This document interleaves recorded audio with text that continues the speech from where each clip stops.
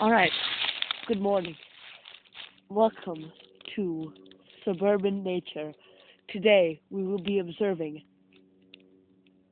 the skater.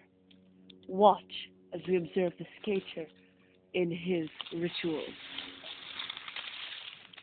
The skater usually finds a belonging of his and saves it for the winter. He buries this in a hole in which he will save for the long winter. In this case, he has buried one of his hats. He then marks the hat with a stick to remember where he has buried the hat for the winter. He marks the stick with a leaf for absolutely no reason whatsoever, only because it looks cool and gnarly. Skater is a complicated being.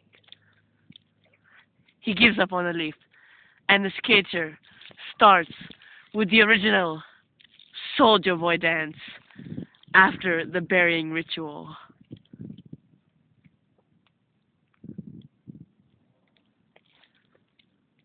Yes, Superman that hoe.